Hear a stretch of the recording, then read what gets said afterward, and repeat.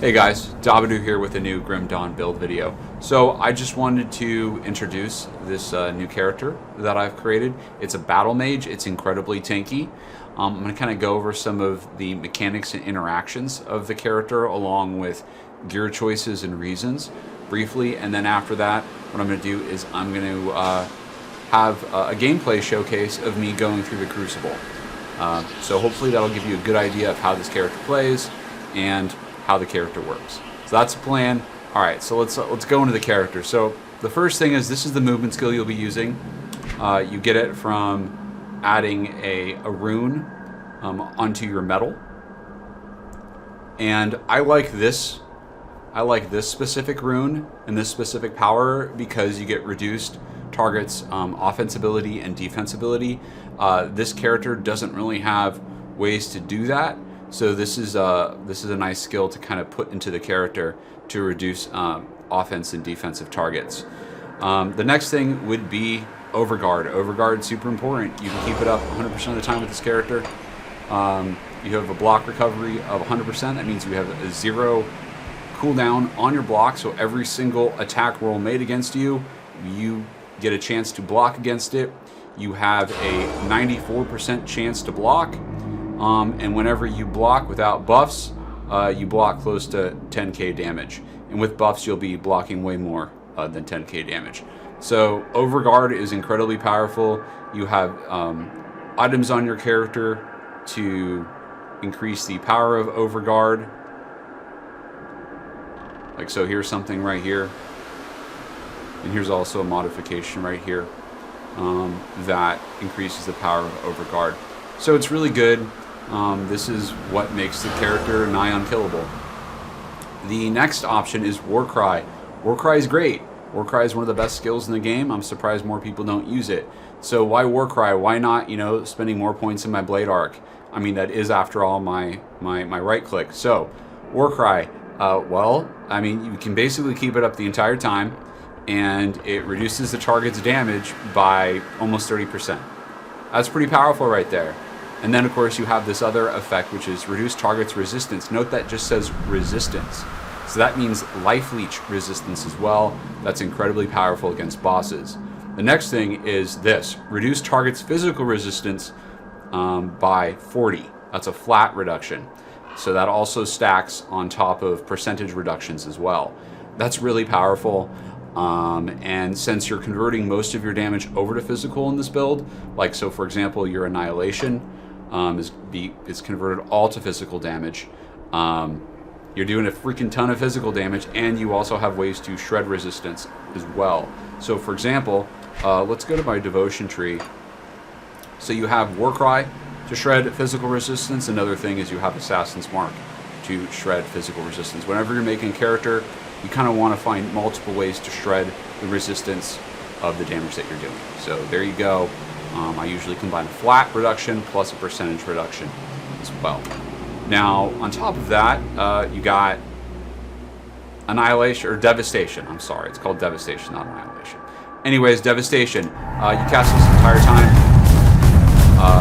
It also recycles very, very quickly because you're also using Aeon's Hourglass, which further reduces your cooldowns. But you can keep this up 100% of the time. It does all physical damage, and it happens to be level 26. So it hurts stuff. It hurts stuff bad.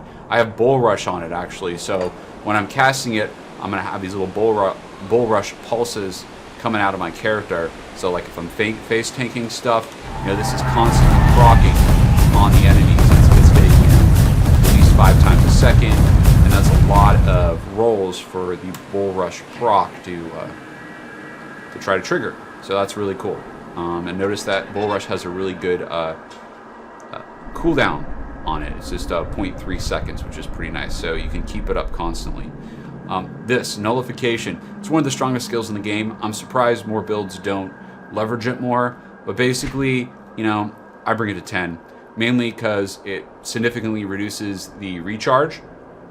And on top of it, I mean, it's just a really powerful skill. Whenever you're really doing the difficult stuff, it's all about debuffs that are on you. And so you got to pay attention to this area over here to see what debuffs you have on you. So for example, if you have a debuff that's like you're doing 30% less damage, well that's damage that's completely reducing the damage that you're doing. So throw a nullification on your character and that goes away. It also debuffs bosses as well. It's super powerful. You know, it has reduced target's elemental damage for like 16 seconds. It's super nuts. But that's kind of, it doesn't stack with the Warcry reduction, but you know, they can kind of complement each other a little bit. So that's the next skill you'll be using. On top of it, you have Blade Ward. Blade Ward's just, you have it because you have this component in your shield. That's a reinforced shell, okay? And you're using a reinforced shell because with Overguard up, you have a 0 cooldown on your block, which is freaking awesome. That's really, really important. Always shoot for that on block build, okay? But, you know, so you don't need additional block cooldown reduction from your component. So you can put just a reinforced shell in here for the maximum additional shield block chance, and that's why it's in there, okay? But it's just kind of a nice thing, and you can cycle through it really quickly because you have that Aeon's Hourglass Devotion on your tree, okay? Or sorry, it's called Time Dilation, my bad. I apologize for that. All right, the next thing is Menhir's Bastion. You get this from your Relic. This is super, super powerful. Now, as you'll notice, hey, it's up for 8 seconds and it has a cooldown of 24. Well, one of the powerful things about this build is that, you know, you're cycling your cooldowns through Time Dilation, right? And so Time Dilation will proc probably like twice during that 24 seconds, and that's like, you know, 12 seconds off the cooldown, right? So you're really looking at about an 8 second a 12 second cooldown on that with a duration of 8 seconds. So, you know, if you have perfect skill rotation, you're looking at basically it's up for 8 out of 12 seconds. That's pretty good, all right? And also essentially the same with this skill. Next, the Mirror. This gives you basically own vulnerability for 3 seconds. You know, it normally happens every like 28 seconds. That's the cooldown. But again, you have Time Dilation, and you know that's going to proc like 3 times. So that's like 18 seconds off that 28 seconds in terms of the overall, you know, cooldown. Also, you're so freaking tanky with this build, and just to kind of put this in perspective, 94% of all the incoming damage you're taking, you're blocking 10,000 of it every single time. And that's without like procs, okay? Like you can proc something like this, Shield Wall, which you'll have up on you constantly, 100% of the time. Like there might be a, like, you know, second here or there where it's off, but you know, due to time dilation, this thing is going to be up very, very consistently. And so, yeah, like that's you know 150% increased shield block damage. So yeah, it's, anyways, you're blocking over 10k every single time, and 94% of all incoming damage you're blocking. It's pretty nice. Okay, and this is, you know, I just have an Aether Cluster on my hotbar here. It's also kind of like a mini version of the Mirror skill. It gives you invulnerability essentially, semi-invulnerability. As you'll notice in the gameplay footage, I never use it. I don't have to with this character. It's just a nice thing to have on your hotbar as like an oh shit consumable. Now, okay, so here we go, Blade Arc, right? Why don't I invest more in it? Because you don't need to. It's also a waste. I'd rather put those points over into more powerful skills such as Warcry. This will actually increase your overall DPS more than just, you know, putting this up to 25 or 26, spending a bunch of points in this. So max out your Warcry, max out your Break Morale. That's what you want. Get your nullification to 10. You can actually put 2 more points into Maven Sphere here, but I don't think it's necessary. I actually put those 2 points over there into conversion because I wanted to have, with all my buffs on,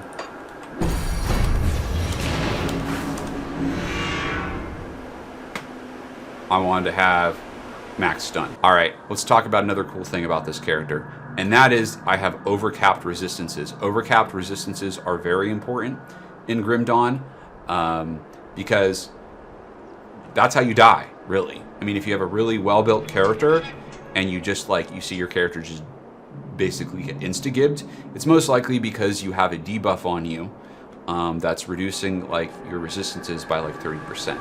And you know, if you're really doing the challenging content, that seems to be around the level of the debuff. It's around 30% resistance reduction. So overcap your resistances by about 30% on all your characters, especially if you don't have nullification. And again, not a lot of people run nullification based off of what I see. So really, it's one of the more powerful skills in the game. Getting those debuffs off you is very, very nice. Anyways, that's something that's really cool. Another great thing about this character is it has really good secondary resistances, which are nice. So you have overcapped life leech resistance, which I think is incredibly important because only a few monsters actually give you problems in this game once you have a really well-built character, and Chupacabra is one of them. Okay, so you know, those are the most annoying monsters, the ones that leech your life. Okay, so as you'll notice, a lot of these are near max or close to that. It's very, very helpful. Okay, so let me talk about my gear. You're using a totally normal shield that is not a one-handed mace. It's a pretty good item. Why I'm using this is just for that 5% block chance. There are kind of better items that you can equip that will let you do more damage overall, but you really need that +1 to all skills and soldier.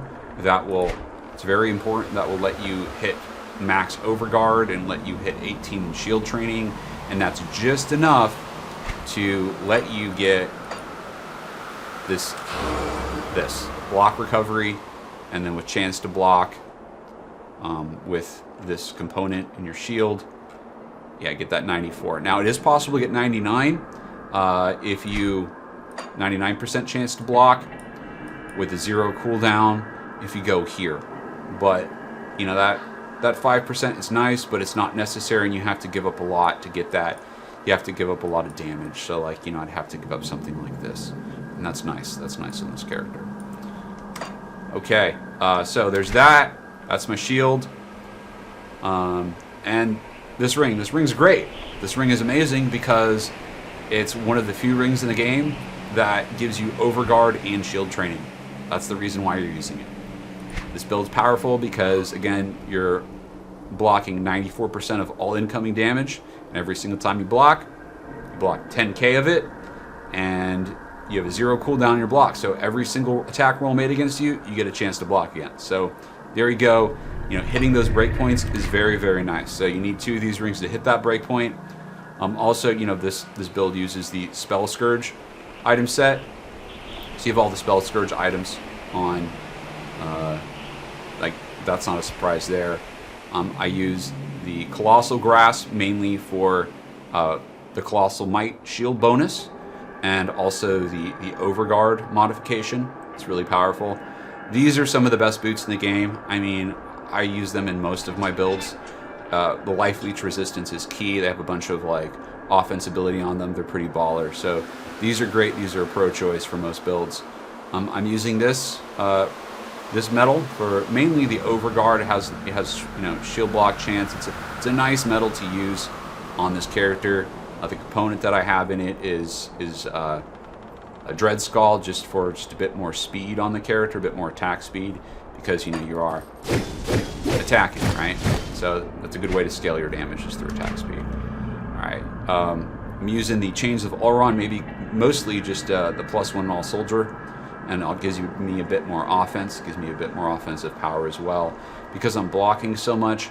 Like, yeah, defense is kind of nice, but this character's already defense. You have your overcapped resistances, you block so much. Your defense ability doesn't suck that much. You have okay life regen, you have a bunch of life leech, because remember, you're shredding their life leech resistance, and you know, with all these overguard modifications, you're getting a bunch of life leech while in overguard, and you're in overguard 100% of the time. So that's the reason behind this belt, is mainly to get the +1 all soldier skills, so you can hit this number and this number, so your shield's super powerful. Now, for the Relic, you get Menhir's Bastion. You get that really, really sweet granted skill in there, and also the +1 to all soldier skills. Menhir's Bastion is incredibly powerful, especially when you can knock like at least, you know, 12 seconds off of its skill recharge. It's pretty cool. It's up quite often. Now, let me just kind of go over all of the different ways that this character mitigates damage right now. So you get 20% damage absorption from that, okay? You get damage absorption from this, 17%. You get damage absorption from this, that's 20% more, okay? So you're close to like 60 already, just from straight up damage absorption. You're overcapped in all of your resistances. All of your secondary resistances are incredibly high for the really annoying shit. I could use a little bit more disruption resistance. You know, I tried to fit it in on my chest, and that's, you know, that's where I can fit it in. You know, there's these pants right here. These pants are baller. I love these pants. If you don't have disruption protection on your character already, but the issue is this character really needed some more offensive oomph, in my opinion. And so, you know, I get the big boy britches on right here. So let's talk about the big boy britches. Really, they're just has Battle Cry. You can get Battle Cry as an affix on a Monster Infrequent, on a green item, but it's not as good as this Battle Cry. This is like the super version of Battle Cry, and I think it's really only on this item. And with time dilation, that's basically up 100% of the time. Okay, so Battle Cry is up 100% of the time. That's really nice. That, you know, 10 total speed, extra generic damage. It's great. And you also have, you know, a bunch of like offense ability from this item as well. So it's pretty sweet. This is a Monster Infrequent. You know, I'll have information in the description of the YouTube video on where to farm all of these items. But, you know, you can either craft this, basically hack it, cheat it if you want, using GD Stash, or you can just farm the Nemesis boss over and over and over again until you get fixes that are similar to this. And, you know, you want the Renegade and you want Incantations. That's kind of, I think those are kind of best in slot affixes for this specific build. Yeah, so those are the items. Let's go over the devotions. Alright, so we went over Bull Rush on Devastation. It's constantly proccing. That 0.3 second recharge is very, very nice with how Devastation does damage. So it's constantly proccing throughout the entire lifespan of Devastation. It's pretty baller. This I have on Blade Arc. The thing about Blade Arc is, you know, whatever. You're doing most of your damage from other sources. So that's why I'm really not investing that much in Blade Arc.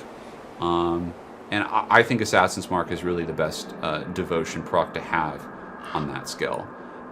You know, you got your hammers spinning around.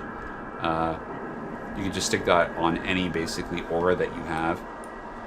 You got more essentially hammers spinning around from this. That's very, very nice. Now keep in mind, you know, the 33% chance on block. So it is, you know, those are sometimes hard to pull off, but once you get really high block chance, for example, 94% chance to block, these things proc a lot. You know, 33% chance to block versus something like, let's say this, you know, 20% chance when hit.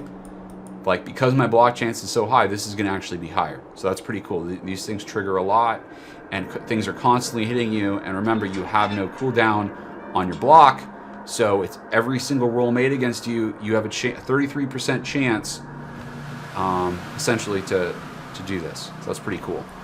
Of course, this is really powerful for any shield build. This is any shield build. I would always get this constellation right here. It's amazing. I think Eel is great, mainly just because it's a great way to get 5 blue. Like that's why you get Eel. You're in here mainly just for that extra energy leech and life leech resistance. That's pretty nice. This is nice because it's a good way to get the colors. It's really cheap, and you get, you know, a percentage offense ability, and you get some other nice stuff from here. Like, that's kind of nice. It fixes some energy regen or mana problems in your character, if you will. And then I like Vulture. It's a really cheap and quick way to get a bunch of red, and also it has life leech resistance. And it's overall just gives you okay stats. So don't overlook this constellation. And I'm mainly just getting the red for Aeon's Hourglass. I think this is probably the strongest constellation in the game, depending on how your character's built. Any character that leverages powerful skills that have longish cooldowns, like, this thing's awesome. I have it on my Warcry, so every single time I Warcry and this thing is off cooldown, it will trigger. It's guaranteed. And again, whenever it triggers, it can trigger every about 12 seconds, and then it reduces 6 seconds to all active skill cooldowns. So it's very, very nice. It helps me keep my Menhir's Bastion up all the time. It helps me keep, or close to all the time. You know, it lets me basically cast Nullification quite frequently as well. It's great. So that's my character. I thought I'd just kind of go over the items and devotions, and enjoy the gameplay footage, guys. All right, thanks. Bye. Greetings, and welcome to my Crucible. I have seen... Oh, is that...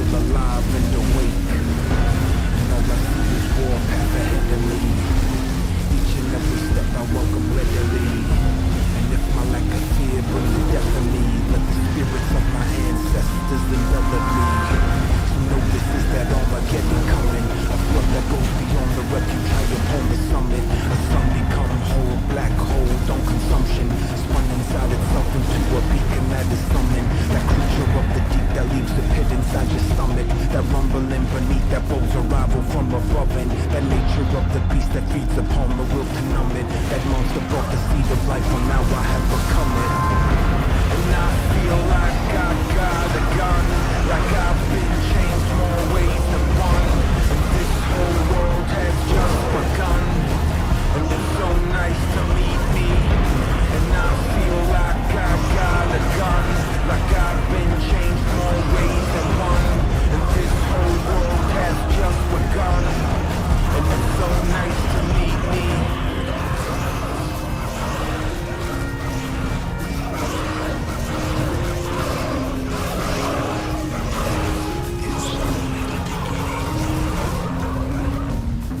A self-once masked body stain, that filth washed out with the rain. When I'm done, only thing that remains is the tombstone etched with my name. Look into a face that is changed. Recognize the corpse in that grave. Resurrect what's lost can be saved. I am now free, once slave. And I am not a part of a game. I am not a moth to a flame. I am Wolfman and Brigade. I won't be denied or restrained. I am what the weak can obtain. I am what survives at the flame. I am rest in peace if you ain't. No, I am not built of the same.